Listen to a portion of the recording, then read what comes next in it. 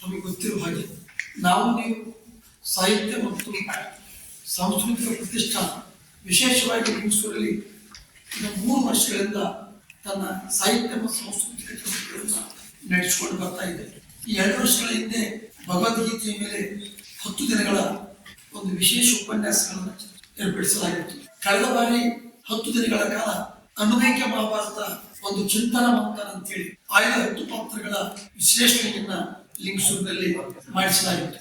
ಲಿಂಗಸೂರಿನ ಸಾಹಿತ್ಯಾಸಕ್ತರು ಮತ್ತು ಸಾಂಸ್ಕೃತಿಕ ಮನಸ್ಸಿರುವವರು ಕೂಡಿಕೊಂಡು ಆರಂಭಿಸಿರುವಂತಹ ಒಂದು ಸಾಂಸ್ಕೃತಿಕ ಸಂರಚನೆ ಈ ನಾವು ಸಂಸ್ಥೆ. ಪ್ರತಿ ವರ್ಷ ಒಂದು ಸಂಸ್ಕೃತಿಗೆ ತ್ಯಾಗ ಆಗ್ತದೆ. ಈ ವರ್ಷ ಶ್ರೀ ಬಸವೇಶ್ವರ ಸ್ವತಂತ್ರ ಪದವಿ ಪೂರ್ವ ಮಹಾವಿದ್ಯಾಲಯ ಅಂದ್ರೆ ಈ ವಿದ್ಯಾಲಯ ವೀರಶೈವ ವಿದ್ಯಾವರ್ಧಕ ಸಂಘದ ಒಂದು ಸಂಚಾಲಿತ ಸಂಸ್ಥೆ. ಈ ಸಲ ಆ ಬಸವೇಶ್ವರ ಮಹಾವಿದ್ಯಾಲಯ 25 ವರ್ಷಗಳ ಪೂರ್ವಜಕ್ಕಾಗಿ ಒಂದು ಬೆಳ್ಳಿ ಸಂಭ್ರಮ ಮಾಡಿಕೊಳ್ತಾ ಇದೆ. ಅದು ಈ ಸಲ ಪ್ರತಿಷ್ಠಾನದ ಸಾಂಸ್ಕೃತಿಕ ಮತ್ತು ಸಾಹಿತ್ಯಿಕ ಕಾರ್ಯಕ್ಕೆ ಸಹಭಾಗಿಯಾಗಿದೆ. ಮುಂದಿನ ಸಲ ಮತ್ತೊಂದು ಸಂಸ್ಥೆಗಳಿಗೆ ಸಹಭಾಗಿಯಾಗಬಹುದು, ಬೇರೆ ಬೇರೆ ಸಂಸ್ಥೆಗಳಿಗೆ ಸಹಭಾಗಿತ್ವ ಪಡಿತಾರೆ.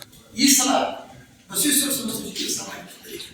ಈ ವರ್ಷ 8 ದಿನಗಳ ಕಾಲ ತತ್ವಪದಕಾರರ ತತ್ವಪದಗಳ ವಾಚನ, ಗಾಯನ ಮತ್ತು ವ್ಯಾಖ್ಯಾನ, ಈಗ 3 ಹಂತಗಳಲ್ಲಿ ತತ್ವಪದಗಳನ್ನು ಅರ್ಥೈಸುವಂತ ಕೆಲಸ ಇಲ್ಲಿ ಮಾಡಿಕೊಂಡು ಬರಲಾಗಿದೆ. ಕಲ್ಯಾಣ ಕರ್ನಾಟಕ ತತ್ವಪದಗಳ ಅತಿ ಹೆಚ್ಚು ತತ್ವಪದಕಾರರು ಇಲ್ಲಿ ಬಾಳಿ ಬೆಳೆಗೆ ಹೋಗಿದ್ದಾರೆ. ನಮ್ಮ ಭಾಗದಲ್ಲಿ ಕೂಡ ಸಾಕಷ್ಟು ತತ್ವ. ಹೀಗಾಗಿ ತತ್ವಪದಕಾರರ ಮೇಲೆ ವಿಶೇಷವಾಗಿ ಇದಕ್ಕೆ ಗುರು ಕಾರುಣ್ಯ ಭಾವೈಕ್ಯ ಬದುಕಿಗೆ ತತ್ವಪದ ಮಹಾಯಾನ ಅನ್ನೋದು ಶೀರ್ಷಿಕೆಯನ್ನು ಕೊಟ್ಟಿದ್ದೇವೆ. ಇಲ್ಲಿ 7 ಜನ ತತ್ವಪದಕಾರರು ಆರಿಸಿಕೊಂಡಿವೆ.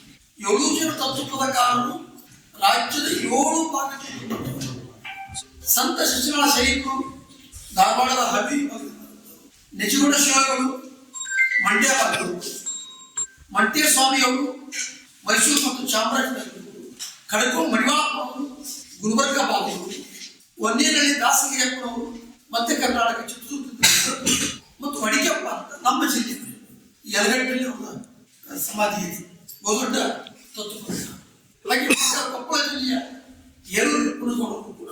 ಹೀಗೆ ರಾಜ್ಯದ ಈ ಪ್ರಾಂತೀಯ ಭೇದವನ್ನು ನಡೆಸದೆ ಎಲ್ಲ ತತ್ವಪದಕಾರರ ಆಯ್ಕೆ ಮಾಡಿಕೊಂಡಿದ್ದೀವಿ. ಇದಕ್ಕೆ ಕಾರಣ ಅವರ ಭಾಷೆ, ಅವರ ಶೈಲಿ, ಅವರ ಹಾಡುಗಳ ತಾತ್ಪರ್ಯ, ಸಂದೇಶ ಭಿನ್ನತೆಯಲ್ಲಿ ವಿಶ್ಲೇಷಿಸುವಂತ ಕೆಲಸ ಮಾಡಬೇಕು. ಇನ್ನು 2ನೇದು ಅವರಿಗೆ ಗಾಯನ ತಂಡ ಮಾಡಿದೆ. ಪ್ರತಿ ತತ್ವಪದಕಾರನಿಗೂ ಒಂದು ಗಾಯನ ತಂಡ ಇರ್ತದೆ. ಆ ಗಾಯನ ತಂಡವು ಕೂಡ ಬೇರೆ ಬೇರೆ ಬಂದಿದ್ದಾರೆ. ಚಾಮರಾಜನಗರ ಜಿಲ್ಲೆಯಿಂದ ಒಂದು ತಂಡ ಇದೆ, ಒಂದು ತಂಡ ಹಿರಿಯೂರಿನಿದೆ, ಒಂದು ತಂಡ ಬಿಜಾಪುರ ಬಾಗಲಕೋಟೆಯಿಂದ ಬರ್ತದೆ, ಮತ್ತೊಂದು ತಂಡ ರಾಯಚೂರು, ಒಂದು ತಂಡ ಇಲ್ಲಿ ಸ್ಥಳೀಯ, ಮತ್ತೊಂದು ತಂಡ ಕೊಪ್ಪಳ ಜಿಲ್ಲೆಯಿಂದ ಆರಿಸಿಕೊಂಡಿದೆ. ಇದು ಒಟ್ಟು ಏನಂದ್ರೆ 7 ದಿನ ಇದು ಕಾರ್ಯಕ್ರಮ ನಡೀತದೆ. ದಿನ 1ಕ್ಕೆ ನಿಜಗುಣ ಶಿವಗಳು ಕುರಿತು ಚಲವಾಗ್ತದೆ. ಅವತ್ತೇ ಉದ್ಘಾಟನೆಗೆ ನಟರಾಜ ಬೂದಾಳ ಅಂತ ತತ್ವಪದ ಸಾಹಿತ್ಯದಲ್ಲಿ ಬಹುದೊಡ್ಡ ಕೆಲಸ ಮಾಡಿದಂತ ವಿಶ್ವವಿದ್ಯಾನಿಲಯದ ಅಧ್ಯಾಪಕರೇ ಇಲ್ಲಿ ವ್ಯಾಖ್ಯಾನಕಾರರು. ತತ್ವಪದಕಾರರ ಮೇಲೆ ಸಾಕಷ್ಟು ಇವತ್ತು ರಾಜ್ಯದ ತತ್ವಪದಕಾರರ ಮೇಲೆ ಏನಾದರೂ ಕೆಲಸ ಇರ್ತಂದ್ರೆ ಯಾರನ್ನ ಸರ್ಕಾರ ಅವಲಂಬಿಸಬೇಕು ಅವರನ್ನು ನಾವು ಆಹ್ವಾನಿಸಿದ್ದೀವಿ. ಈ ಲಿಂಗಸೂರಿನ ಜನರಿಗೆ ಅವರ ವಿದ್ವತ್ ಗೊತ್ತಾಗಬೇಕು, ತತ್ವಪದಕಾರರ ಮೌಲ್ಯಗಳು ಗೊತ್ತಾಗಬೇಕು, ತತ್ವಪದಕಾರರ ದಾರಿ ಗೊತ್ತಾಗಬೇಕು, ಆ ದಾರಿಯನ್ನು ನಡೀಬೇಕು, ಜನಸಾಮಾನ್ಯರಿಗೆ ತಿಳಿಬೇಕು.